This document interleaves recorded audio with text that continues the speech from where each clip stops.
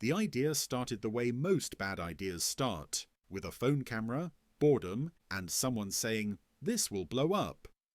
Kylie Vance was 16 and obsessed with making short animal clips for social media. Not in a cruel way, she genuinely loved animals.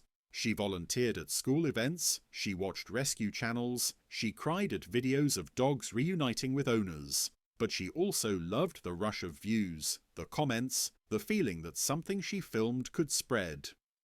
Her best friend Jace Miller was the one with the editing app and the confidence.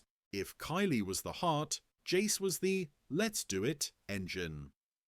And then there was Reena Patel, the cautious one, smart, observant, always the first to ask, "Are we sure this is okay?"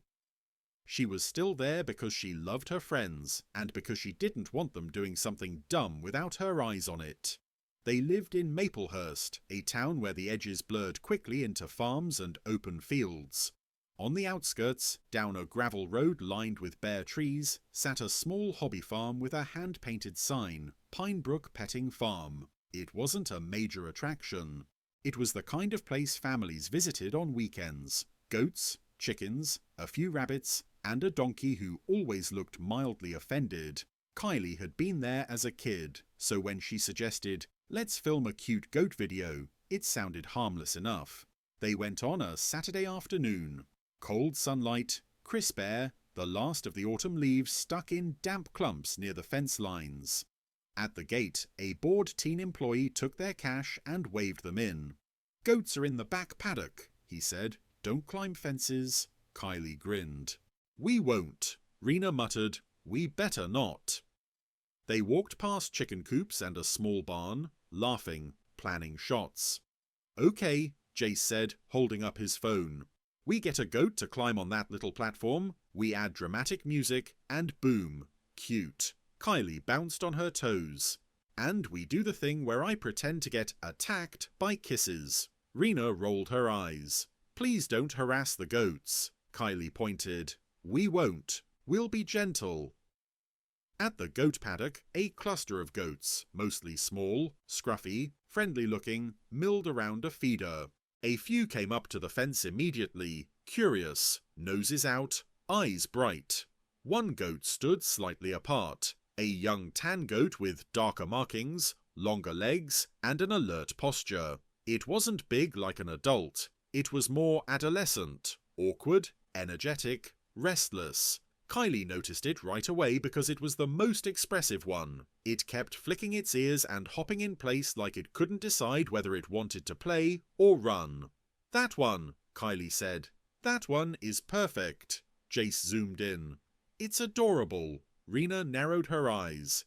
"It also looks stressed." Kylie waved her off. "It's just excited." They leaned on the fence, filming. The goats pressed close, nibbling at the wooden slats, expecting feed. A sign said "No outside food," but the goats didn't care about signs. They cared about hands. Kylie held her palms out for the camera. "Look at them," she squealed softly, keeping her voice controlled for the shot. The tan adolescent goat shoved its head forward more urgently than the others, pushing at the fence, bleating in a high, insistent tone. Jace laughed. "He's a star." Reena watched the goat's neck and frowned. "Guys?" "What?" Kylie said, still filming. Reena pointed. "Look at its collar." Kylie blinked. "Goats have collars sometimes." Reena leaned closer. "Not like that." The tan goat had a collar, yes, but it looked wrong. Not a normal farm collar. It was too tight, biting into fur. And there was something attached to it. A thin rope trailing back into the paddock, disappearing behind a low wooden platform. Reena's stomach dropped. "That goat is tied." Kylie's smile faded. "Maybe so it doesn't jump the fence." Reena's voice sharpened. "Then why is the rope stuck under something?" The goat yanked suddenly, as if trying to move away from the fence. Its collar pulled tight. The rope snapped taut. The goat stumbled backward, legs scrambling, and made a panicked bleat that cut through the cute atmosphere like a blade. Kylie's phone kept recording as her face changed from playful to alarmed. Jace lowered his phone slightly. The The goat pulled again, harder. This time, the rope dragged against the wooden platform, and the platform shifted, just a little, enough to make the goat's legs tangle as it stepped over the rope. It tripped. Its front legs buckled. The goat hit the ground with a thud and a sharp bleat. The other goats scattered. Kylie's heart slammed. Oh my God! Rena grabbed the fence rail, eyes wide. It's trapped! The goat thrashed, trying to stand, but the rope tightened again, yanking its neck sideways. The collar dug in. The goat's eyes went wide with terror. Kylie's hands shook. We have to help it. Rena snapped. We need an adult. Jace looked around. The employee who'd let them in was nowhere in sight. The paddock area was empty of staff. The goat kicked, panic making it worse. The rope wrapped around one leg now, tightening like a knot. Kylie's breath caught. It's choking. Rena's voice went hard. Call the farm, now, and if they don't answer, call rescue. Jace fumbled for his phone. Who do I call? Rena pointed at the sign on the fence with a number. That! Jace dialed. It rang. No answer. The goat made a sound that wasn't a bleat anymore, more like a strained, choking gasp. Kylie's face went pale. Okay, Rena said, voice shaking but focused. We call 911, or animal control. Somebody! Jace's hand trembled as he hung up and dialed again. This time, emergency. Kylie stared at the goat, tears springing to her eyes, her phone still recording because she didn't even think to stop it. This had been a plan for a cute video. Now it was minutes from becoming a tragedy in front of them. And there was one more terrifying detail none of them noticed until the goat yanked again. The rope didn't just lead to the platform, it ran under it, and then toward the barn. Like it had been tied there long ago and forgotten. Or worse, like it had been tied there and left on purpose. The dispatcher answered and Jace blurted out everything at once. Goats, rope, choking, petting farm, no staff. Slow down, the dispatcher said firmly. What is your exact location? Rena grabbed Jace's phone and gave the address off the sign at the front gate. Her voice sounded older than 16 in that moment. The dispatcher asked, Is anyone in immediate danger? Rena looked at the goat struggling to breathe, collar pulled tight, legs tangled. Yes, she said. The goat is choking. Do not enter the enclosure, the dispatcher warned. Help is on the way. Rena swallowed hard because the instruction made sense for human safety, but the goat didn't have time for on the way. Kylie's voice cracked. It's going to die. The goat tried to stand again and collapsed, rope tightening further. The collar dug into its throat. Its eyes were frantic, rolling. Jace's face was pale. We can't just watch. Rena's mind raced. She scanned the fence. The latch was a simple slide bolt, not locked, because it was a petting farm where people sometimes entered with staff supervision. But there was no staff. Kylie grabbed the fence. I'm going in, Rena snapped, grabbing her sleeve. No, if it kicks you. Kylie's eyes were wet and furious. Then what? We stand here while it chokes? Rena's throat tightened. She hated that Kylie was right. Jace looked around wildly. Where is everyone? The goat's panic surged again, and it made a sound that was all wrong. High, thin, strained. Rena felt her decision lock into place. Okay, she said. We go in together, slow, no sudden movements. We don't pull the goat. We try to loosen the rope first. Kylie nodded rapidly, wiping tears. Okay, Jace swallowed. Okay. They opened the latch and stepped into the paddock, boots sinking slightly in the churned dirt. The other goats backed away, wary now. The trapped goat thrashed again as they approached, and Rena froze, hands up. Easy, she whispered. Easy. Kylie crouched carefully, reaching for the rope near the goat's leg. The rope was twisted around its front leg and neck area, a mess of tension and fear. Jace hovered behind them, shaking. What do I do? Rena pointed. Find where the rope is anchored. Jace followed the rope line, stepping over it carefully. It disappeared under the wooden platform. He lifted the edge slightly and saw the rope looped under a heavy beam like it had been snagged and tightened. "It's stuck!" Jace yelled. Rena's voice was controlled. "Can you lift it enough to free the rope?" Jace tried. The platform was heavier than it looked. He strained, face red. "I can't!" Kylie's hands were shaking as she tried to unwind rope from the goat's leg. The goat kicked weakly, and Kylie flinched back, heart racing. "It's tightening," Kylie sobbed. "Every time it moves, it tightens." Rena looked at the collar. It was indeed too tight, digging into fur, and the rope tension was pulling it like a noose. Rena's stomach dropped. "We need to cut it." Kylie looked up, horrified. "Cut the collar?" Rena nodded. "Or the rope? Do you have anything sharp?" Jace patted his pockets. "No," Kylie's voice cracked. "My keys." She fumbled in her pocket and pulled out a small keychain tool, tiny scissors, the kind people used for thread. Rena grabbed it. This might work. She leaned in carefully, aiming for the rope near the collar where she could cut without nicking skin. The goat's breath came in gasps now. Rena's hands shook. She pressed the tiny scissors against thick rope fibers. It barely dented. "Come on," Rena whispered, jaw clenched. The rope was too thick. Jace looked toward the barn. "There has to be a tool somewhere." Rena's eyes flicked to the gate. "We can't leave it." Then they heard a shout from across the farm. "Hey!" A man was running toward them from the barn, older, heavy jacket, face alarmed. "Get out of there!" he yelled. Rena turned, furious. "Your goat is choking!" The man skidded to a stop at the fence, eyes widening at the scene. "What the?" He reached into his pocket, pulled out a knife, and vaulted the fence with surprising speed. "Move!" he snapped. He knelt by the goat immediately and, with one controlled motion, cut the rope near the collar. The tension released instantly. The goat sucked in a deep breath, ragged, desperate, but breathing. Kylie sobbed with relief.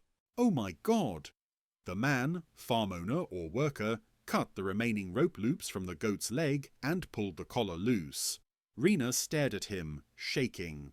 Why was it tied like that? The man didn't answer right away. His face looked pale. He looked at the rope trailing toward the barn and then at the goat like he was seeing the setup for the first time. That wasn't supposed to be like that," he muttered. Rena's eyes narrowed. "Then why is it?" Before he could respond, sirens sounded faintly in the distance. Emergency responders were actually coming, and the man's face changed at that sound, tightening with a kind of fear that didn't match accident. Kylie whispered, "He looks guilty." Rena's stomach tightened because she had the same thought. The goat lay in the dirt now, trembling, breathing fast, eyes half-lidded from shock. And the cute goat video was gone forever. Now there were only questions, and a call to rescue that couldn't be undone. The first responders arrived fast, faster than the teens thought possible for a rural road. A fire rescue truck pulled into the lot, followed by an animal control vehicle and a sheriff's cruiser. For a moment, the petting farm looked like a crime scene instead of a family attraction. The sheriff, Deputy Carla Mendez, walked straight to the goat paddock, eyes sharp. "Who called?" she asked. Rena stepped forward, voice shaking but clear. "We did. The goat was tangled in a rope and choking. No staff was out here." Deputy Mendez's gaze flicked to the farm worker/owner. "Sir?" The man raised his hands slightly. "I'm Derek Hanley. I was in the barn. I didn't know." Animal Control Officer Rhea Kim, again, because apparently Rhea was everywhere today, stepped into the paddock with gloves and a calm, focused posture. She crouched by the goat, checking airway, legs, collar abrasions. "This goat has collar trauma," Rhea said, voice tight. "And rope burn. It's lucky these kids reacted." Deputy Mendez looked at Derek. "Why was it tethered?" Derek swallowed. "Sometimes we tether the young ones so they don't jump. They're climbers." Rena's face hardened. That rope was stuck under the platform. It tightened like a noose. And the collar was too tight. Kylie wiped her face angrily. It could have died. Derek's eyes darted toward the barn again, and it was such a telling motion that Deputy Mendez noticed. Her voice sharpened. "Is there someone else here?" Derek hesitated. That hesitation made the deputy's posture shift, more alert. "Sir," she said, firmer now, "is there someone else here?" Derek's shoulders sagged. "My nephew," he muttered. "He helps sometimes." Deputy Mendez nodded once. "Where is he?" Derek pointed toward the barn, jaw clenched. "Inside." Deputy Mendez signaled to another officer. They walked toward the barn together. Rhea continued examining the goat. "This isn't just tethering," she said quietly. "This is unsafe restraint, and the rope placement is deliberate." Rena's stomach turned. Deliberate, like someone did it on purpose? Rhea didn't answer immediately. She pointed at the rope end that had been cut. "This knot," she said, "is not a typical quick-release tie. It's tightened to hold under strain." Kylie's face went pale again. "So someone wanted it tight." Jace's voice cracked. "Why?" No one had a good answer. From the barn came raised voices, then a shout. Then the deputy emerged with another person, an older teen or young adult, maybe 19 or 20, wearing a farm hoodie, face flushed with anger. He was arguing. "I didn't do anything." Deputy Mendez's voice was sharp. "You're coming with us." Kylie's stomach dropped. "They're arresting him?" Rena stared, heart pounding, because it wasn't just cute goat video gone wrong anymore. It was an investigation. The deputy returned to the paddock, eyes hard. "We've had complaints about this place before," she said. "Animals left unattended, rough handling, unsafe setups." Derek's face crumpled. "We're trying," Rena's voice snapped. "Trying doesn't matter if the goats are dying." Silence. Rhea stood and looked at the teens. "You three," she said, "did the right thing calling, and stepping in carefully, but don't ever do this again without adult help. Goats can injure you." Kylie nodded rapidly, tears still on her cheeks. We thought it would be cute." Rhea's gaze softened slightly. "I know." The goat was lifted carefully and supported, then moved toward the barn for a safer enclosure, warm bedding, water. It wobbled, but stayed upright. As it walked, it turned its head briefly toward Kylie and made a soft bleat. Quieter now, almost tired. Kylie choked on a sob. Jace looked down at his phone. The whole thing had been filmed, because Kylie had hit record before they realized what was happening. It wasn't cute, it was real, it was terrifying, and it showed exactly how fast fun could turn into a rescue call. Later, the deputy took their statements. Rhea collected the rope and collar as evidence. The farm was told to stop public entry until a welfare check could be completed. When the teens finally walked back to their car, the sun was lower and the air felt colder. Kylie stared at the paddock from a distance, voice hoarse. "I wanted a cute goat video." Rena nodded, exhausted. "Instead, we filmed the truth." Jace swallowed hard. "Are we posting it?" Kylie hesitated. Then she shook her head fiercely. "Not like that." She looked at her friends.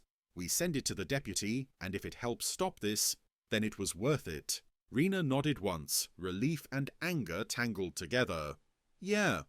They drove away in silence, and none of them would ever forget how quickly the goat's panic turned into choking, or how close they came to watching a living animal die for no reason. Because the moment they pressed record, they didn't capture a cute clip. They captured something that forced adults to show up and forced the farm to answer for what had been hidden behind petting zoo smiles.